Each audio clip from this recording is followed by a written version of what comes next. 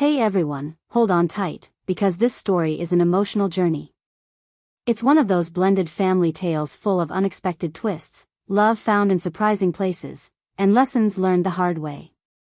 If you love real-life relationship stories, hit that subscribe button and share your own blended family experience in the comments below.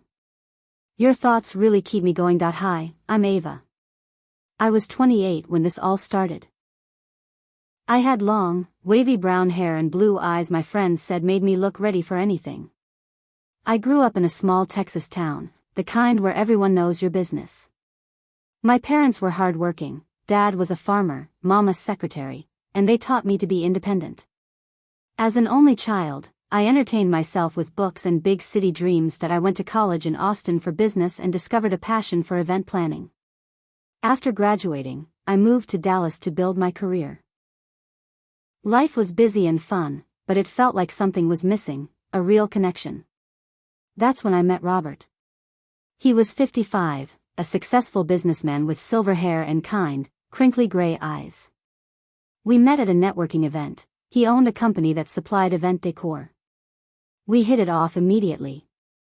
He was mature, stable, and treated me wonderfully. The age gap didn't bother me, he felt young at heart. His wife had passed away years earlier, leaving him with a son, Jake, who was 25 and worked in marketing. Robert proposed after a year. I said yes, excited for the stability and love he offered. We had a small courthouse wedding and a reception at home. I moved into his spacious house with the big yard and pool. Jake lived there too, saving for his own place. He was tall with short brown hair and an easy smile. From day one, he was warm and welcoming. Glad you're here, he said with a genuine hug. Life started smoothly. Robert traveled sometimes for work, leaving Jake and me at home. We'd chat in the kitchen or watch movies. He was thoughtful, helping with chores without being asked. Dinners with Robert were full of stories and laughter.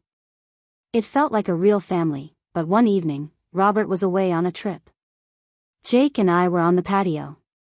A cool breeze was blowing, and we were having drinks, wine for me, beer for him. Our conversation flowed from work frustrations to funny stories. The laughter came easily, and a comfortable warmth built between us. Then the moment shifted.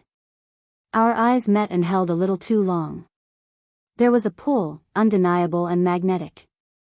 I leaned in. He met me halfway. The kiss was soft at first, then full of a surprising tenderness that left us both breathless. The morning after, confusion hit me hard. Little did I know, that moment was the start of a path filled with both joy and deep heartache. After that night, the house felt different. At breakfast, with Robert reading the paper, Jake and I would exchange quick glances over our toast. Nothing obvious, but enough to make my heart race. He looked at me with a new warmth, and I felt seen in a thrilling, yet confusing way. Guilt flickered because Robert was so good to me, but the pull toward Jake was incredibly strong. Days passed with normal routines. I worked from my home office, Jake worked from his. When Robert traveled, we found excuses to be near each other, watching movies, sharing takeout. Our conversations flowed easily. We talked about work, dreams, everything. A few days later, Robert was on another short trip. The house was quiet. Jake texted, "Movie?" I joined him on the couch, a blanket shared between us. Our talk turned personal, back to that first night. He said it felt surprising but right. We leaned close again.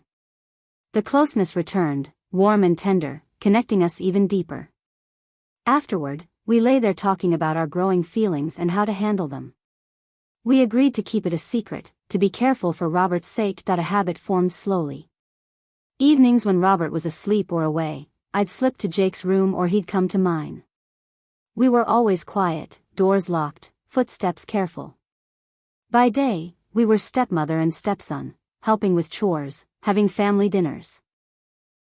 But our glances were loaded, our smiles secret.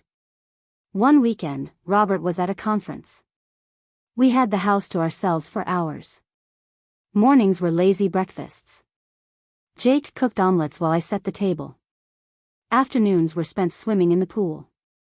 Evenings were back on the patio, music low, our closeness repeated.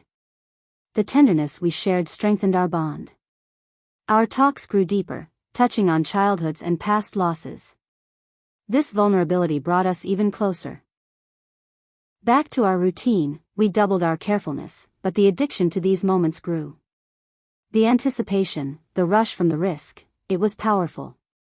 Then came a close call. Robert came home early and nearly caught me leaving Jake's room. I lied, saying I was borrowing a charger. My heart pounded for days afterward. Our feelings intensified. Was this love, or just the thrill of the forbidden? Then, one conversation shifted everything. The closeness with Jake had become a regular, cherished part of our lives.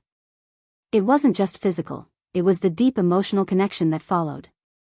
Nights were for us, whispering for hours about our hopes and fears. It felt like real love, hidden in the shadows. By day, we performed.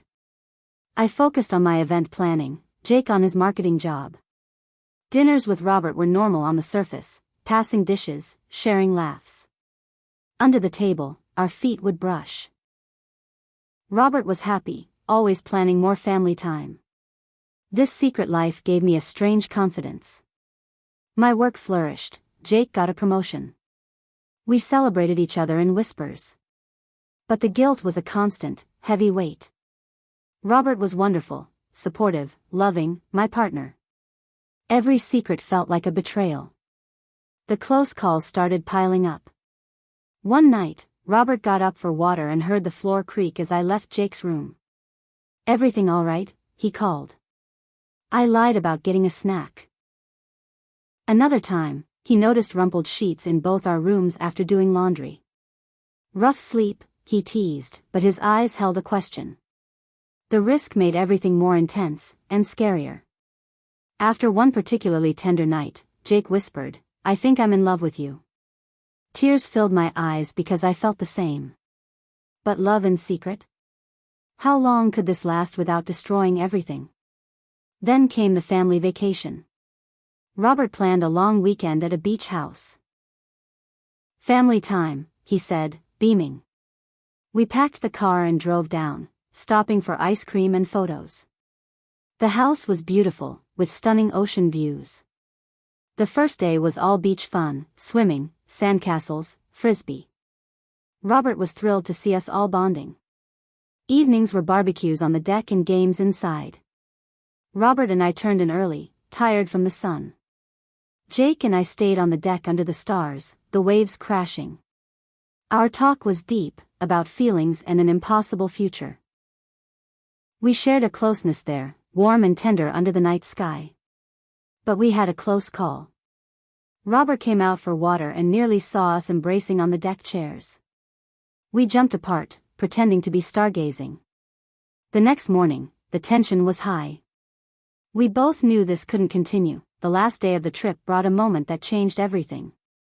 The secret rhythm of our relationship continued, a mix of profound connection and constant anxiety. We were living a double life, and the strain was becoming unbearable. The final catalyst was Robert's 60th birthday party. The house was decorated, filled with guests, food, and music. It was a happy, chaotic event. During a slow song, Jake asked me to dance. It was a family dance, but we held each other a little too close, whispered a little too intimately. Later, we stole a moment alone in the garage, under the guise of fetching more chairs. The embrace was desperate, the emotion raw. But Robert called my name, searching for me. We separated just as he opened the door. He paused, looking at us. "You two okay? You've been close all night." His tone was light, but his eyes were searching. Jake laughed it off smoothly, but the seed of suspicion was undeniably planted. That night, I couldn't sleep. A new, cold fear had taken root. The unraveling happened the next week. After a quiet dinner, Robert sat us down. His face was serious. "I've noticed things," he said. "You two are different. Closer. secretive. What's going on? The silence was suffocating. Jake and I looked at each other. It was time. Jake spoke. Dad. Ava and I are in love. It's more than stepmother and stepson. The words hung in the air. Robert's face drained of color. Asterisk what, asterisk, he said, his voice dangerously low. We tried to explain how it started unintentionally, how the feelings grew and were real. Robert was utterly devastated. My wife and my son, he kept saying, his voice breaking with betrayal. The night ended in tears, shouts, and Robert storming out to a hotel. This is the finale. If you've stayed with me, thank you from the bottom of my heart. This is where the secret broke everything open. The months after the confession were pure pain. The house turned cold. Robert filed for divorce. Jake moved out. I stayed temporarily, then got my own apartment. We tried therapy, both individually and as a shattered family. Robert was grieving not just a marriage, but a profound betrayal from the two people closest to him. Jake and I tried to have a real, open relationship now that the secret was out. But it was damaged from the start, poisoned by the guilt and the wreckage we'd caused. The love was there, but it wasn't enough to overcome the pain we had inflicted. We broke up less than a year later. Today, years on, life has moved forward, but nothing is the same.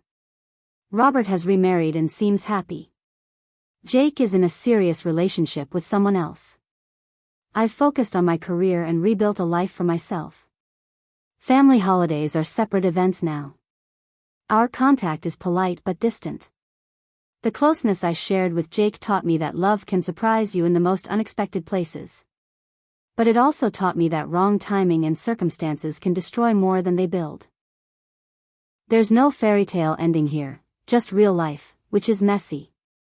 My growth came from the pain, learning the hard value of honesty, boundaries, and cherishing the right connections. If you're ever facing forbidden feelings, my advice is to stop. Seek help. Choose wisely. Love carefully.